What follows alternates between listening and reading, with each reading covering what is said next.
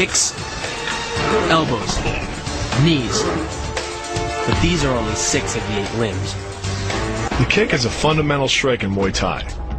Like the jab in Western boxing, the kick is the long-range weapon of the sport. The kick's power comes from the torque generated by the rotation of the hips. It's the same principle that cracks a whip. Turning the hips just a few degrees forces the foot to travel a much greater distance and creates a lot of speed as it does. The longer the leg and quicker the rotation, the faster the kick. And unlike karate, Muay Thai fighters are also taught to strike with the hard bone of the shin. A Muay Thai kick can generate roughly the same force as a baseball bat, enough to crack a rib or a leg. That same focus and accuracy are at the core of the drill, and are the same principles that underlie the most devastating strike in Muay Thai. Basically, it works like a point of a knife. All the force is magnified by being concentrated in a small, hard area. Even if the elbow doesn't deliver a knockout, it will almost always leave a nasty cut and often end the fight. With the long-range power angle kick and the fight-stopping elbow strike, we've made a good start at building our Muay Thai arsenal. But there's still a lot to learn. But the school could teach us another move to add to our arsenal. One that works seamlessly with weapons or without. The knee strike. Getting in close neutralizes the opponent's weapon advantage. Then, in the clinch, we bring the power of the knee to bear. Unlike the kick, which relies on rotation to create power, the knee gets its power from leverage. Pulling our opponent down as we drive the knee up can deliver up to 2.5 tons of force, enough to lift a car. It's not the arms, but the legs that drive our fists. Like a piston, the explosive power of the legs is capable of generating hundreds of pounds of force, all to a very vulnerable area, the soft underside of the opponent's jaw. Like the Hanuman move, the flying knee relies on the explosive power of the legs. But rather than spread the power of our blow over 2 fists, it concentrates it into the spear point of the knee and combines it with the force of gravity. It's the equivalent of hitting our opponent in the chest. The first elbow strike can accelerate to a speed of 25 miles per hour in less than a quarter of a second. Less than a third of a second later, the initial strike is followed by another, equally devastating shot. By employing the bony tip of the elbow, these strikes deliver a double dose of injury-producing energy and can result in a broken nose, facial fractures, or a wicked cut. The rotation of the torso is the basis for the strike's power. Because the torso has an effective mass far greater than the arms, its rotation can impart up to 400% more force to your target. And the last-minute rotation of the wrist can magnify that force even more. The kick's power comes from the snap of the knee. The snap is created when the quadricep, the largest muscle in the body, contracts and pulls the tendon connecting to the foot over the knee. Using the knee as a pulley, the strength of the quad is enough to accelerate your foot to speeds close to 30 miles per hour. The power of this move comes from the spin. Like the wrecking ball at the end of a demolition crane, the power is generated by the rotation of the body. In conjunction with the snap of the knee, the foot achieves a velocity of nearly 30 miles per hour. When the heel connects with the solar plexus, it transfers 1,400 pounds of force, enough to damage internal organs and fracture multiple ribs. The move gets its power from the pressure exerted by your legs. The first leg imparts pressure to the carotid artery.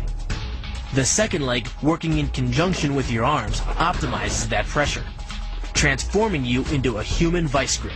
If your opponent doesn't tap out, he'll pass out. Much longer and permanent brain damage can ensue. Leading with the near arm, the first jab travels the shortest distance to the opponent, so what it lacks in force, it makes up for in speed. The second punch, utilizing both the twist of the shoulders and the forward momentum of the kick, can carry over 4 times as much impact. And just a few hundred pounds of force to the temple is enough to cause a knockout. This roundhouse kick is designed for maximum impact. With the powerful muscles of the thigh yanking the tendon over the knee, the foot accelerates from 0 to 21 miles per hour in just 1/3 of a second. Combine that with the reinforced shoe, and this kick can drive the nose bone back up into the brain. The secret to the move is wrist control. By rotating your opponent's wrist to the maximum extent of its range of motion, the bones of the wrist lock against the bones of the forearm and make it impossible to bring the strong muscles of the upper arm to bear. Then, you can pull your opponent off balance and into a potent knee strike. The combined force of the knee strike and your opponent's forward momentum can be as much as 2,000 pounds, enough to dent sheet metal. Bending the elbow across the fulcrum of your hips, you're subjecting the weak joint to the leverage of two strong forces. The pull of your thighs on his shoulder and your hands on his wrists.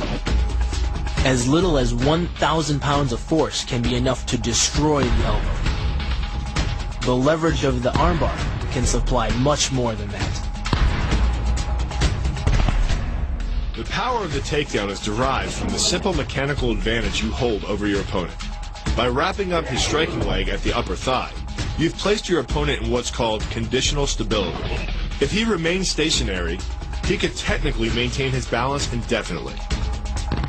But by driving him backward and initiating a sweep of his other leg, you've added two destabilizing factors, and the loose center of gravity simply cannot hold. To do that, the Marine pushes his opponent at a location above the center of mass, while using his sweeping leg to create a tripping point, which is below his opponent's center of mass.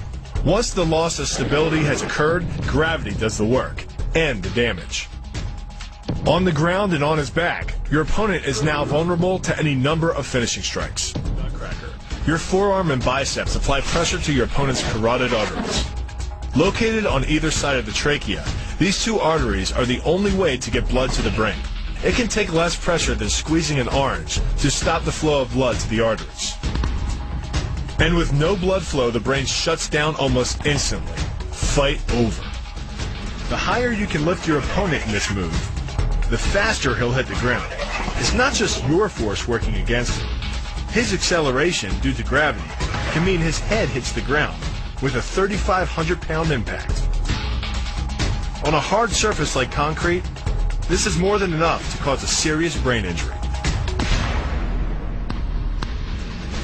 Leaning back slightly and driving the knee up utilizes the full power of the thigh, and the foot accelerates up to 16 miles an hour in just 1/4 of a second. That's twice the acceleration speed of a Porsche. Coupled with the rotation of the hips, the kick can impart 450 pounds of force upon impact with the ribs. When executed perfectly, it's a motion similar to cracking a 2x4 with a sledgehammer. It's aimed at the largest gland in the human body, the liver. A direct hit won't just bring an opponent down.